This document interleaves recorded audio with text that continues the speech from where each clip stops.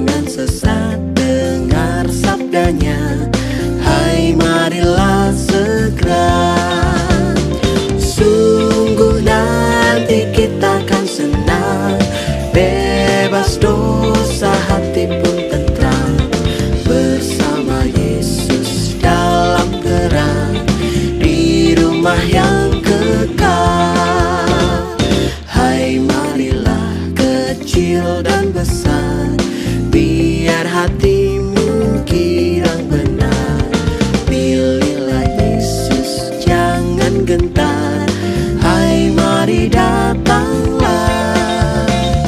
Sungguh nanti kita akan senang, bebas dosa, hati pun tentram, bersama Yesus dalam terang, di rumah yang kekal.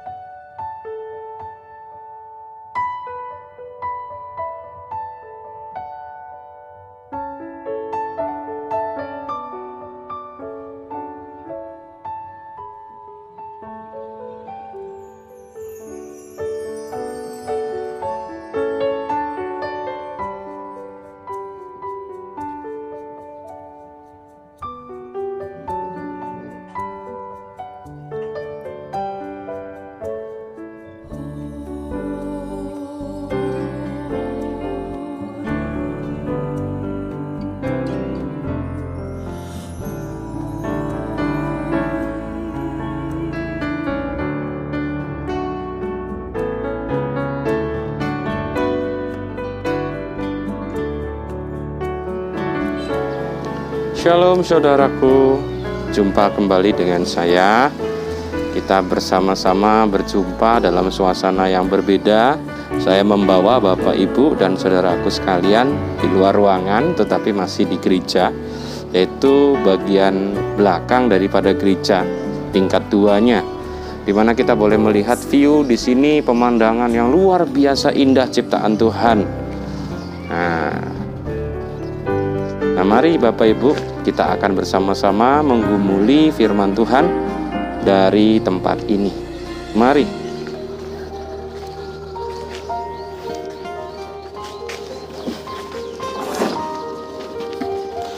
Sebelum kita mendengarkan firman Tuhan, mari kita berdoa.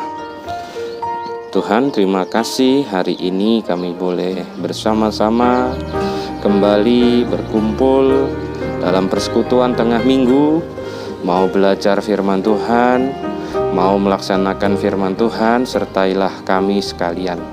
Terima kasih Tuhan Yesus, amin.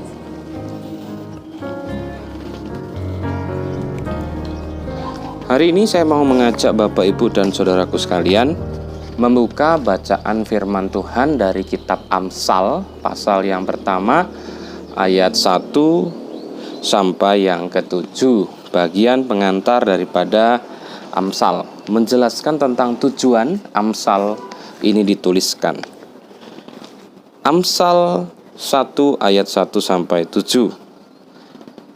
Amsal Salomo bin Daud, Raja Israel, untuk mengetahui hikmat dan didikan, untuk mengerti kata-kata yang bermakna, untuk menerima didikan yang menjadikan pandai, serta kebenaran, keadilan, dan kejujuran, untuk memberikan kecerdasan kepada orang yang tak berpengalaman, dan pengetahuan serta kebijaksanaan kepada orang muda.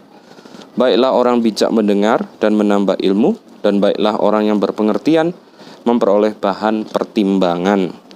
Untuk mengerti amsal dan ibarat perkataan dan teka-teki orang bijak. Takut akan Tuhan adalah permulaan pengetahuan, tetapi orang bodoh menghina hikmat dan didikan. Perenungan hari ini saya mengangkat tema yaitu menjalani hidup di dalam hikmat Tuhan. Bapak, Ibu, dan saudaraku sekalian, beberapa waktu kemarin saya membaca bagian quotes kehidupan. Salah satu quotes itu mengisahkan tentang sebuah nasihat orang tua kepada anaknya. Dalam hal ini anaknya ada dua dua anak itu melakukan satu hal yang sama tetapi menghasilkan dua hal yang berbeda. Nah, itu menarik sekali dan saya ingin membagikan kepada kita untuk mengawali perenungan firman Tuhan ini. Cerita ini berkisah tentang seorang bapak berkata kepada dua orang anaknya. Ketika ia berkata, ia memberikan nasihat ini sebagai petua kehidupan karena mungkin tidak lama lagi sang bapak akan mengakhiri kehidupan di dunia ini. Apa yang dikatakan kepada anak dari bapak ini? Bapak ini berkata kepada anaknya, "Anak-anakku, kalau kamu mau berhasil di dalam kehidupanmu, maka yang pertama, selalu pergi untuk berusaha, bekerja, berkarya. Jangan sampai terkena sinar matahari. Jadi kalau kamu mau pergi, berusaha, berkarya, bekerja, janganlah sampai kena matahari. Yang kedua, kalau kamu punya uang dan berbisnis, lakukanlah bisnismu itu dengan tidak pernah menagih hutang.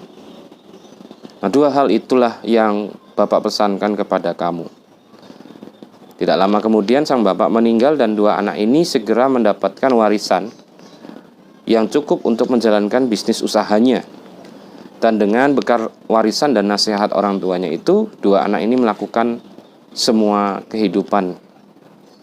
Tapi menarik Bapak, Ibu, dan saudaraku sekalian, karena kemudian ditemukan bahwa dua orang ini mengalami keadaan hidup yang berbeda.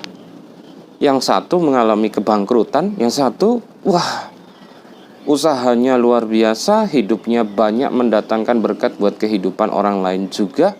Apa sih rahasianya?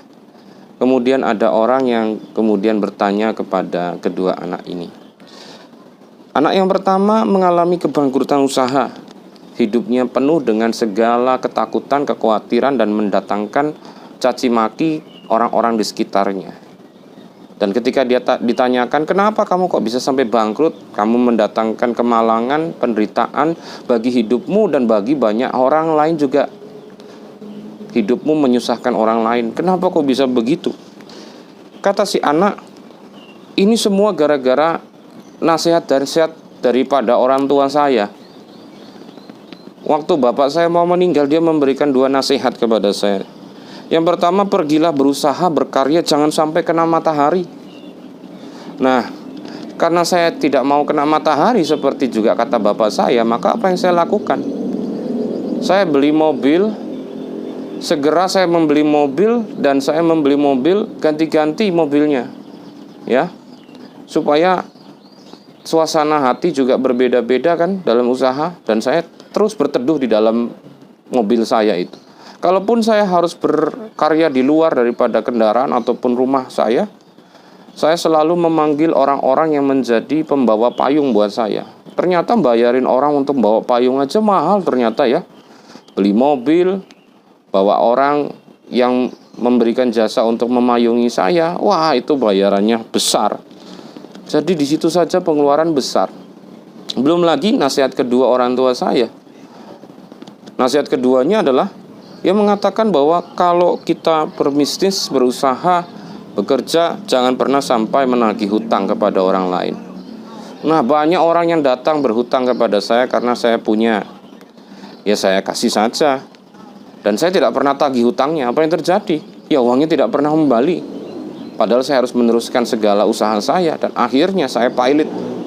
Inilah saya sekarang menjadi bangkrut, dicaci maki orang, dihinakan oleh keluarga. Bahkan istri saya juga meninggalkan saya. Ini semua karena nasihat bapak saya. Itu kata anak pertama. Tapi anak kedua didatangi juga dan ditanyakan hal yang sama. Kok gimana ceritanya supaya bisnis kamu bisa lancar, hidupmu menjadi berkat buat orang lain, ini karena nasihat ayah saya. Loh, iya, kok bisa? Kakak sana juga bilang begitu. Oh, nggak tahu ya, tapi saya melakukan hal yang dinasihatkan oleh ayah saya. Gimana ceritanya? Coba ceritakan. Kata ayah saya sebelum meninggal, ia berkata bahwa kalau kita pergi berusaha, kalau kita pergi bekerja, kalau kita melakukan karya, janganlah sampai terkena matahari. Oleh karena itu, itulah yang saya lakukan. Saya selalu pergi kerja, berusaha dan berkarya sebelum matahari terbit.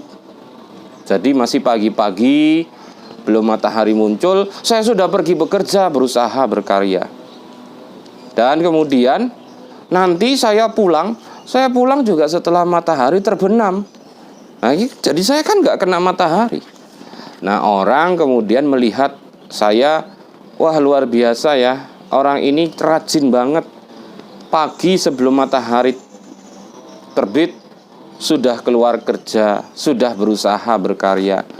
Selesai bekerja pun setelah matahari terbenam. Orang-orang pengen cepat-cepat selesai pulang kerja. Kalau dia rajin tekun banget sampai matahari terbenam dulu baru pulang kerja, baru selesai berkarya untuk orang lain dan untuk usahanya. Luar biasa, dia tekun, ulet, rajin. Lalu nasihat yang kedua, kata ayah saya nggak boleh menagih hutang. Ya karena saya tidak boleh menagih hutang, maka saya tidak membuat hutang. Ya saya usaha, kalau kamu perlu, kamu butuh, kamu bayar secara tunai. Ataupun memang saya melihat ada orang yang memang tidak punya modal yang cukup sehingga membutuhkan pinjaman hutang, saya memberikannya itu tapi selektif kepada orang yang memang saya ngerti karakternya, orangnya baik, nggak perlu ditagih, nanti juga bayar. Ya kepada orang yang model seperti itu, dan tidak semua orang saya kasih seperti itu. Maka ya lancar-lancar saja segala pengeluaran keuangan saya. Itu semua nasihat dari bapak saya. Nah, Bapak, Ibu, dan saudaraku sekalian, dari kisah ini saya mendapatkan sebuah gambaran bahwa ternyata hidup itu perlu untuk dijalani di dalam hikmat. Tidak boleh tanpa menggunakan hikmat. Kita harus mengerti akan segala hal di dalam kehidupan kita dan belajar atas segala hal dalam kehidupan kita dan bagaimana mensiasatinya. Kedua anak itu adalah orang yang sama-sama menerima nasihat yang sama, tetapi melakukan nasihat itu di dalam cara yang berbeda. Yang pertama, anak pertama tidak melaksanakannya di dalam hikmat. Akhirnya hidupnya penuh dengan segala penderitaan bagi dirinya dan bagi orang lain, mendatangkan celaka juga. Dan bagi anak yang kedua, di dalam nasihat yang sama, ia menggunakan hikmatnya untuk dapat mengerjakan nasihat itu dengan baik. Dan hasilnya, ia mendatangkan berkat bagi kehidupannya dan kehidupan banyak orang. Nah, Bapak, Ibu, dan saudaraku sekalian, Amsal dituliskan oleh Raja Salomo sebagai orang yang dikatakan sebagai pribadi yang paling berhikmat. Sebelum dia tidak ada orang yang lebih berhikmat daripada dia, dan setelahnya pun tidak akan pernah ada. Dan di dalam hal inilah Amsal, baik yang dituliskan langsung oleh Salomo ataupun yang didedikasikan untuk Salomo, menghargai tentang hikmat itu sesuatu yang perlu dalam kehidupan. Bagaimana kita menjalani kehidupan kita? Mungkin banyak dari antara kita sekarang lagi susah di dalam kondisi resesi ekonomi, masalah COVID dan segala masalah yang lain di seputaran kehidupan ini membuat kita seringkali merasa bahwa Tuhan, kok kehidupanku susah banget sih, soro temen. Apa Tuhan tidak pernah memberikan rancangan yang baik? Mbok ngaso aku sedikit loh, dikasih berkat untuk hidupku, jangan sampai aku menjadi olok-olok orang lain. Bapak, Ibu, dan saudaraku sekalian, ketika kita mengeluh demikian, mungkin satu hal yang ingin Tuhan katakan kepada kita. Apakah engkau hidup di dalam hikmat? Dan Amsal berkata, hikmat diawali dengan takut akan Tuhan. Relasi hidup yang selalu mendekat kepada Tuhan, karena Tuhan adalah sang sumber hikmat. Bahkan Yesus pun dikatakan sebagai hikmat Tuhan itu sendiri. Pada mulanya adalah firman, firman itu bersama-sama dengan Allah, dan firman itu adalah Allah.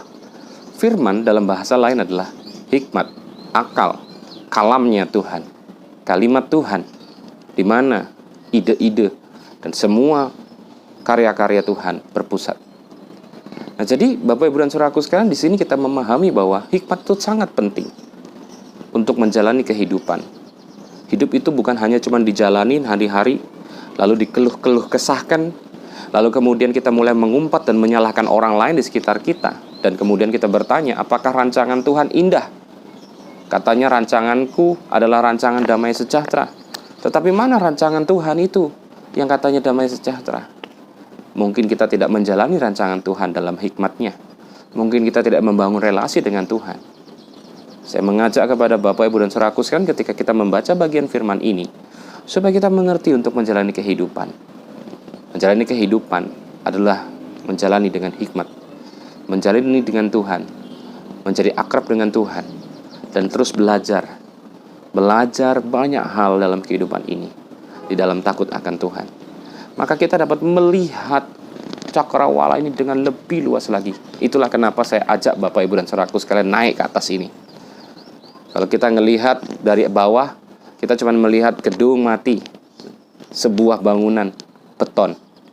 Tapi kalau saya naik ke atas ini, di atas gedung gereja ini, maka saya mengajak Bapak, Ibu, dan Saudaraku melihat di dalam gedung beton ini, di sana ada sebuah tempat saya boleh melihat cakrawala luas ciptaan Tuhan.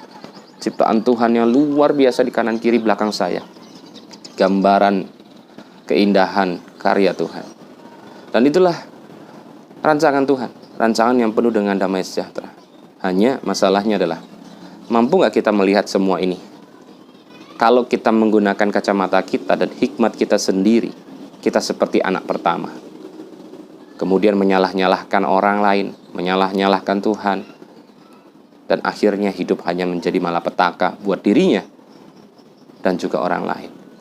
Tetapi bagaimana kemudian kita hidup dalam hikmat Tuhan, dalam keakraban dengan Tuhan, supaya kita bisa memahami bahwa rancangan Tuhan selalu yang terbaik. Dia mengajarkan banyak hal. Dia ingin memberikan kepada kita banyak sebuah pandangan yang baik untuk kita menjadi bijaksana, adil, dan juga dapat melihat cakrawala dengan indah dan luas seperti saat ini yang sedang kita lihat. Ini firman untuk kita Bapak, Ibu, dan Saudaraku sekalian. Kiranya perjumpaan kita di dalam perenungan firman saat ini membuat kita semakin hidup di dalam syukur, di dalam hikmat, dan di dalam rancangan Tuhan yang indah buat kita. Mari kita tutup di dalam doa. Tuhan, kami memahami bahwa Tuhan punya rancangan yang jauh daripada apa yang mampu kami lihat saat ini. Karena Tuhan, mata kami terbatas. Maka selain kami menggunakan mata jasmani kami harus melihat hidup ini di dalam mata rohani kami ketika kami dekat kepada hikmat Tuhan, kepada Tuhan itu sendiri.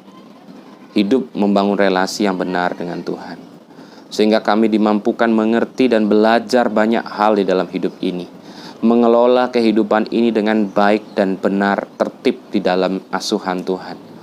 Itulah yang Tuhan inginkan, supaya kami nantinya ketika telah menapaki anak tangga kehidupan, di dalam setiap halnya kami dapat melihat akhirnya rancangan Tuhan yang indah. Terima kasih Tuhan untuk pertemuan saat ini. Kami berdoa untuk sekarang orang-orang yang sedang bergumul, mungkin kami sendiri di dalam rumah tangga, di dalam pekerjaan, di dalam segala hal. Biarlah kami dapat melaluinya bersama-sama dengan Tuhan dan bukan diri kami sendiri. Terima kasih Tuhan Yesus. Inilah doa kami kepadamu. Di dalam nama Tuhan Yesus Kristus kami berdoa. Amin. Bapak Ibu, sampai demikian pertemuan kita pada saat ini. Kita akan menutup pertemuan kita dengan kita melihat persembahan pujian daripada saudara-saudara kita, para suami dari pendeta-pendeta GKI SW Jateng yang akan menyanyikan pujian Sejenak Aku Menoleh. Sampai jumpa lagi pada pertemuan minggu depan. Tuhan memberkati. Amin.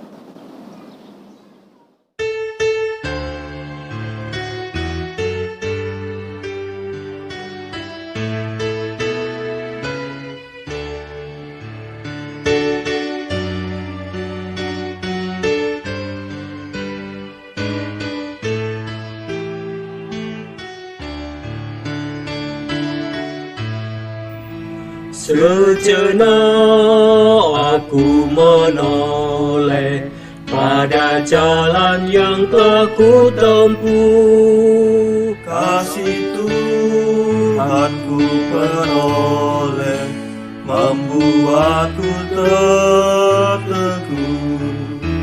Jalan hidup penuliku kadang-kadang tanpa terang, tapi Tuhan membimbingku hingga aku tercengang.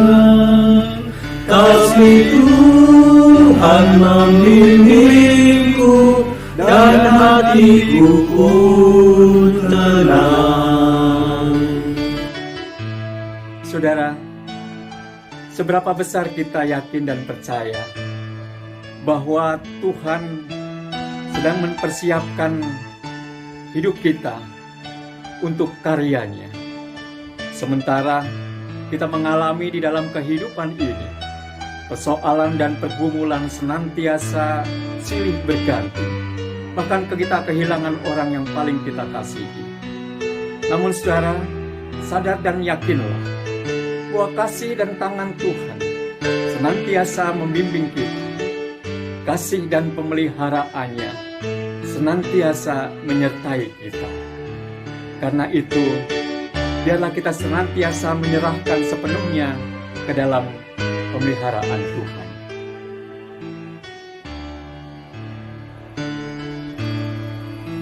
Bukan karena aku baik, dipegannya tanganku erat, bukan pula orang baik, hingga aku didekat.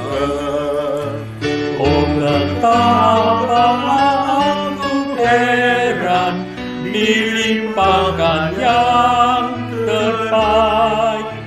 Dengan apa ku nyatakan kasih Tuhan yang ajaib.